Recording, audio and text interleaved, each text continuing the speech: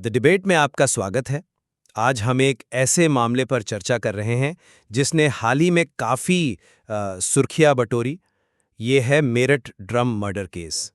ये एक बहुत ही भयावह घटना है जिसमें सौरभ राजपूत नाम के एक व्यक्ति की हत्या हुई और आरोप है कि ये हत्या उनकी पत्नी मुस्कान रस्तोगी और पत्नी के प्रेमी साहिल शुक्ला द्वारा की गई। हाँ, और देखिए हमारी ये जो बातचीत है ये पूरी तरह से उन तथ्यों, सबूतों और जांच पर आधारित होगी जो इस मामले की पुलिस चार्जशीट और जो भी संबंधित मीडिया रिपोर्ट्स हैं उनसे सामने आए हैं।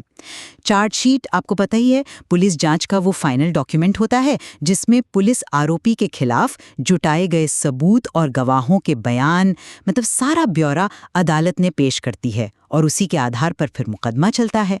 तो ये मामला वाकई बहुत पेचीदा लगता है। बिल्कुल, और इसीलिए आज हमारे विचार विमर्श का जो मुख्य बिंदु है वो ये है, क्या सौरभ राजपूत की हत्या सिर्फ एक ठंडे दिमाग से, मतलब पूरी तरह सोची समझी साजिश थी जिसका एकमात्र मकसद उसे रास्ते से हटाना था ताकि एक रिश्ता बेरोक टोक जारी रह सके, या फिर इसमें जो मुस्कान ने कथित तौर पर इस्तेमाल किए भावनात्मक हथकंडे, जैसे वो सौरभ द्वारा काला जादू करने का डर दिखाना और उससे जो पैदा हुई एक तीव्र भावनात्मक उथल-पुथल, क्या उसकी भी कोई अहम भूमिका थी? देखिए, मेरा जोर इस बात पर रहेगा कि हाँ, योजना बनाने के सबूत तो साफ दिखते हैं, खासकर हत्या के बाद जो हुआ। लेकिन इसे सिर्फ एक ठंडे दिमाग की साजिश मान लेना शायद कहानी को थोड़ा अधूरा छोड़ देता है। मुझे ऐसा लगता है कि जो भावनात्मक दांव पेच थे, जो डर था और उस वक्त की जो तनावपूर्ण परिस्थितियां थीं, उन सब ने मिलकर इस अपराध को अंजाम देने में कहीं ज़्यादा जटिल भूमिका निभाई होगी, जिसे हम नज़रअंदाज नहीं कर सकते। जबकि मेरा मानना ये है कि ये मुख्य रूप से मुस्कान की ही एक गहरी, पहले से सोची हुई, मतलब प्री प्लान्ड साजिश थी, और ये साजिश व्यक्तिगत रंजिश और अपने अवैध संबंध को बचाने की जो एक तीव्र इच्छा होती है उससे पैदा हुई थी। चलिए अपनी अपनी दलीलें जरा विस्तार से रखते हैं। देखिए, मेरे नजरिए से अगर देखें तो ये मामला व्यक्तिगत दुश्मनी और एक नाजायज संबंध को छिपाने के लिए की गई एक सुनियोजित, एक बहुत ही निर्मम हत्या का आप कह सकते हैं क्लासिक उदाहरण है। पुलिस की जो हजारों पन्नों की चार्जशीट है, जिसमें गवाहों के बयान हैं, डिजिटल सबूत हैं, फॉरेंसिक जांच है, वो सब इसी तरफ इशारा करती हैं कि मुस्कान रस्तोगी ने अपने पति सौरभ राजपूत को रास्ते से हटाने के लिए एक पूरी विस्तृत और स्टेप बाय स्टेप योजना बनाई। सबूत ये भी बताते कि उसने अपने प्रेमी साहिल शुक्ला को इस अपराध में शामिल करने के लिए एक तरह से भावनात्मक रूप से बरगलाया। वो जो स्नैपचैट पर संदेश भेजे गए जिनमें उसने साहिल से कहा कि सौरभ उस पर काला जादू करता है और उसकी जान को खतरा है, ये महज साहिल को उकसाने और अपराध के लिए तैयार करने की एक सोची समझी चाल लगती है। पुलिस ने भी देखिए अपनी चार्जशीट में साफ तौर पर मुस्कान को इस पूरी साजिश का मास्टरमाइंड माना है, मतलब मुख्य कर्ता धर्ता। और जिस बर्बर तरीके से हत्या को अंजाम दिया गया, पहले नशीला इंजेक्शन देकर बेहोश करना, फिर हत्या करना, और उसके बाद जो शव को ठिकाने लगाने का तरीका अपनाया गया, जिसमें वो एक बड़ा ड्रम खरीदना, शव के 4 टुकड़े करना और फिर उसे सीमेंट में डालकर बंद करना शामिल है। ये सब कुछ गहरी योजना, प्रीमेडिटेशन और भावनाओं पर एक तरह के पूर्ण नियंत्रण को दिखाता है। मकसद मेरे हिसाब से शीशे की तरह साफ था, अपने अफेयर को बिना किसी रोक टोक के जारी रखना और पति सौरभ राजपूत से हमेशा के लिए छुटकारा पाना। मैं ये मानती हूँ कि योजना तो बनाई गई थी, खास तौर पर हत्या के बाद जो शव को ठिकाने लगाने का जो विभत्स तरीका अपनाया गया, वो निश्चित रूप से योजनाबद्ध था और दिल दहलाने वाला है, इसमें कोई दो राय नहीं हो सकती। लेकिन क्या पूरी घटना को सिर्फ एक ठंडे दिमाग की साजिश कहना इसकी जटिलता को कम नहीं करता? देखिए, जो स्रोत सामग्री है जिसमें पुलिस की अपनी रिपोर्ट भी शामिल है, वो साफ तौर पर कहती है कि मुस्कान ने साहिल को बताया, मेरी जान खतरे में है और सौरभ मुझ पर काला जादू करता है। अब पुलिस भले ही इसे झूठ मानती हो और शायद वो झूठ ही था, लेकिन क्या इन शब्दों ने एक भावनात्मक रूप से बेहद तनावपूर्ण और आवेशित, मतलब जिसे रिपोर्ट्स में इमोशनली चार्ज्ड कहा गया है, वैसा माहौल नहीं बनाया होगा? यहीं पर यह सवाल उठता है, क्या साहिल शुक्ला सिर्फ मुस्कान के हाथों की कठपुतली था जिसे उसने अपने मकसद के लिए इस्तेमाल किया, या फिर इन भावनात्मक अपीलों ने, चाहे वो झूठी ही क्यों न हो, उस पर इतना गहरा असर डाला कि वो हत्या में एक सक्रिय भागीदार बन गया? यहाँ ये भी ध्यान देना जरूरी है कि पुलिस ने साहिल पर भारतीय दंड संहिता की धारा 109 लगाई है, अबेटमेंट यानी उकसाना। अब ये धारा सिर्फ मदद करने पर नहीं लगती, बल्कि तब लगती है जब किसी ने अपराध के लिए सक्रिय रूप से उकसाया हो, षड्यंत्र में भागीदार रहा हो या जानबूझकर सहायता की हो। इसका मतलब तो यही है कि जांचकर्ता भी साहिल की भूमिका को महज एक औजार से ज्यादा मान रहे हैं। हमें संभावना पर विचार करना ही होगा कि डर का माहौल, चाहे वो बनाया गया हो, कथित धोखे का एहसास और तीव्र भावनात्मक दबाव, इन सब ने मिलकर इस भयानक अपराध को अंजाम देने के लिए एक तरह से जमीन तैयार की। ये सिर्फ एक अफेयर छिपाने की गणितीय गणना से कहीं ज्यादा उलझा हुआ मामला हो सकता है। देखिए, तीव्र भावनाएं, भले ही वो झूठे विश्वासों पर आधारित हों, इंसान को कई बार तर्कहीन और खतरनाक कदम उठाने पर मजबूर कर सकती हैं।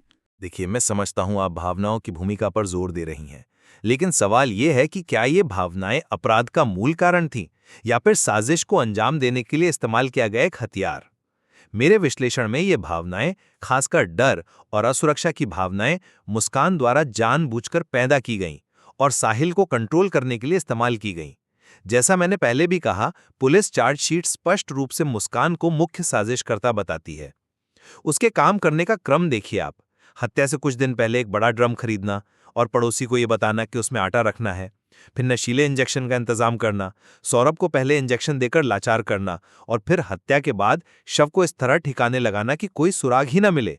ये सब कुछ पूर्व नियोजित नियंत्रण और एक बेहद शांत दिमाग का प्रमाण है। और वो काला जादू वाली कहानी, ये तो साहिल को मनोवैज्ञानिक रूप से तैयार करने, उसे सौरभ के खिलाफ भड़काने और अपराध में भागीदार बनाने के लिए गढ़ी गई कहानी ज्यादा लगती है।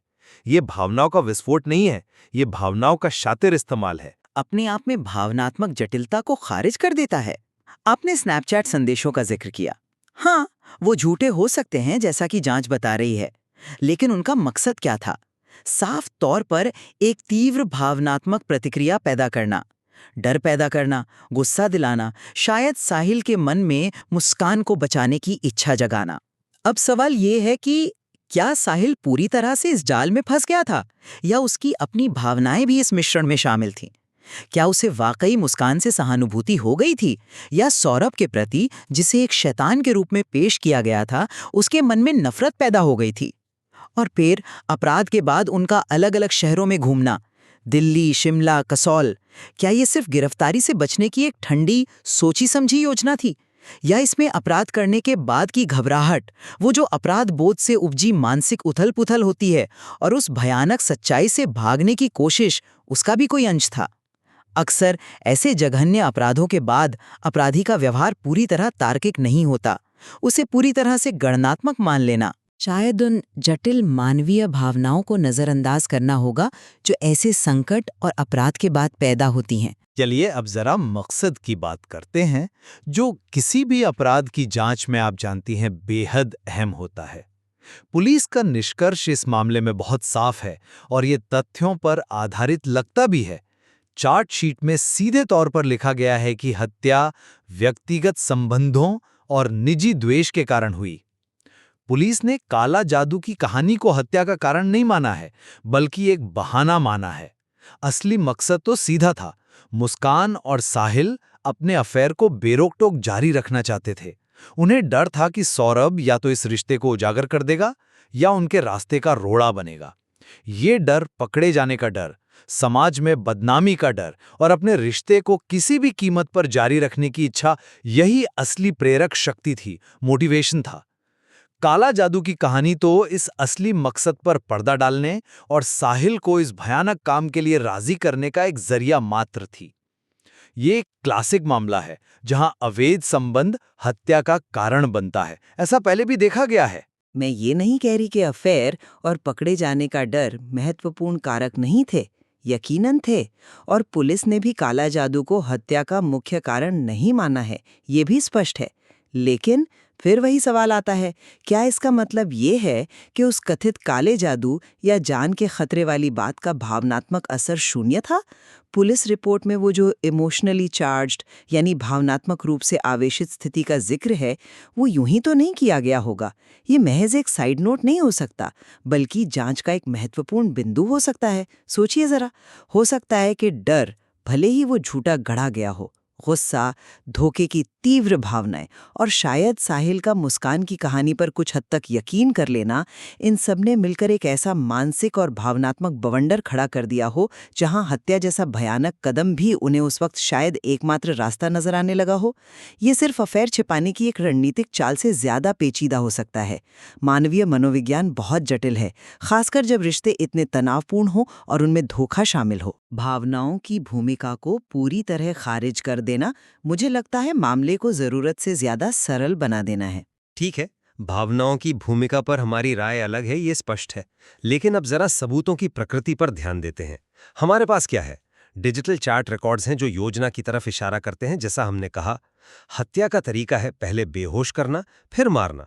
ये आवेग में, अचानक गुस्से में की गई हत्या से बहुत अलग होता है, जिसमें अक्सर हाथापाई होती है या जो भी हथियार हाथ लगे उसका इस्तेमाल होता है। यहाँ इंजेक्शन का इस्तेमाल पूर्व योजना दिखाता है। और फिर सबसे महत्वपूर्ण, शव के 4 टुकड़े करना, उसे सीमेंट के साथ एक ड्रम में बंद करना। क्या ये किसी ऐसे व्यक्ति का काम लगता है जो भावनात्मक आवेश में बह गया हो? मुझे नहीं लगता। ये अत्यधिक योजना, नियंत्रण, क्रूरता और अपराध के बाद सबूत मिटाने के लिए एक ठंडे, गणनात्मक प्रयास की ओर साफ इशारा करता है। आवेश में किए गए अपराध अक्सर बिखरे हुए होते हैं। उनमें स्तर की सफाई और छिपाने का प्रयास कम ही देखने को मिलता है। वो ड्रम का पहले से खरीदा जाना, सीमेंट का इंतजाम करना, ये सब कुछ पूर्व विचार और ठंडे दिमाग की प्लानिंग को ही साबित करता है। मैं फिर कहूंगी कि योजना के तत्व, खासकर शव को ठिकाने लगाने के भयानक तरीके में निर्विवाद हैं। उसे नकारा नहीं जा सकता, बिल्कुल नहीं। लेकिन क्या हम हत्या के असल क्षण और उसके तुरंत बाद के व्यवहार को पूरी तरह से योजनाबद्ध और भावना रहित मान सकते हैं? सोचिए, जिस वक्त वो वास्तव में हत्या को अंजाम दे रहे थे, क्या उस क्षण में डर, घबराहट या पैनिक का कोई तत्व नहीं हो सकता? क्या सब कुछ बिल्कुल स्क्रिप्ट के अनुसार ही हुआ होगा? हत्या करना, खासकर अपनी ही पति की, एक बेहद तनावपूर्ण और भावनात्मक रूप से झकझोर देने वाला काम होता है, चाहे कितनी भी योजना क्यों ना बनाई गई हो। और उनका अलग अलग शहरों में भागना, हाँ, ये गिरफ्तारी से बचने की कोशिश थी, लेकिन क्या ये पूरी तरह से एक शांत, गणनात्मक रणनीति थी, या इसमें गहरी घबराहट, अपराध बोध का दबाव और जो उन्होंने किया है उसकी भयावहता से मानसिक रूप से दूर भागने की बेताब कोशिश भी शामिल थी? मेरे कहने का मतलब सिर्फ इतना है कि योजना और आवेश, गणना और भावनाएं अक्सर अपराधों में एक साथ मौजूद हो सकती हैं। जब वो 34 गवाहों के बयान और सारे डिजिटल सबूत अदालत में पेश होंगे, तो शायद एक ऐसी तस्वीर उभरे जो और भी ज्यादा जटिल हो, जिसमें योजना और भावनात्मक उथल-पुथल दोनों के रंग हों। सिर्फ एक पहलू पर, चाहे वो योजना हो या आवेश, उस पर पूरा ध्यान केंद्रित करना शायद हमें पूरी सच्चाई से दूर ले जाए। आखिर में मैं यही कहूंगा कि जो उपलब्ध सबूत हैं, पुलिस जांच के जो निष्कर्ष हैं और अपराध को अंजाम देने का जो तरीका है, ये सब मिलकर एक सोची समझी, ठंडे दिमाग की साजिश की ओर ही मजबूती से इशारा करते हैं। मुस्कान रस्तोगी इस साजिश की धुरी थी और उसने अपने प्रेमी साहिल शुक्ला को साथ मिलाने और अपने अंतिम मकसद यानी सौरभ से छुटकारा पाने को पूरा करने के लिए भावनात्मक दांव पेंच का, कह सकते हैं, एक हथियार की तरह इस्तेमाल किया। हत्या का बर्बर तरीका और शव को छिपाने का सुनियोजित प्रयास, ये इस ठंडे दिमाग की योजना को और पुख्ता करते हैं। जबकि साजिश और योजना के तत्व साफ तौर पर मौजूद हैं, इसमें कोई शक नहीं। मेरा अब भी यही मानना है कि इस अपराध के पीछे की जो भावनात्मक जटिलताएं हैं, उनको पूरी तरह समझने के लिए हमें और गहराई से सोचना होगा। मुस्कान और साहिल के बीच का रिश्ता असल में कैसा था? मुस्कान द्वारा इस्तेमाल किए गए भावनात्मक दबाव का साहिल पर असल में क्या और कितना असर हुआ? और उस तथाकथित इमोशनली चार्ज स्थिति ने उनकी निर्णय लेने की क्षमता को कैसे प्रभावित किया?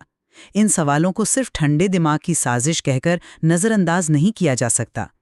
ये अपराध मानवीय भावनाओं के स्याह पक्ष, रिश्तों की कड़वाहट और धोखे की एक बेहद दुखद और जटिल कहानी पेश करता है हमारे सामने। इश्क और हेरफेर ने इसमें एक बड़ी और शायद स्वतंत्र भूमिका निभाई। लेकिन मुझे लगता है कि हम दोनों इस बात पर सहमत हो सकते हैं कि यह मामला अपने आप में बेहद परेशान करने वाला है और ये आधुनिक रिश्तों की जो उलझनें हैं, सोशल मीडिया का जो संभावित दुरुपयोग हो सकता है, विश्वासघात के घातक परिणाम क्या हो सकते हैं और मानवीय व्यवहार के जो सबसे अंधेरे कोने हैं, उन पर गंभीर सवाल खड़े करता है। बिल्कुल सहमत हूँ। इस मामले में अंतिम फैसला तो खैर अदालत का ही होगा, जो सभी सबूतों, गवाहों और दलीलों पर गौर करके ही किसी नतीजे पर पहुंचेगी। लेकिन स्रोत सामग्री में जो अलग अलग पहलू सामने आए हैं, साजिश की परतें, भावनात्मक हेरफेर के दावे, डर का माहौल, अफेयर का एंगल और सबूत मिटाने की कोशिशें, उन पर अलग अलग नज़रिए से विचार करना हमें इस दुखद और जटिल घटना को शायद बेहतर ढंग से समझने में मदद करता है। यकीनन इस मामले में अभी और भी बहुत कुछ है जिस पर सोचा और समझा जाना बाकी है।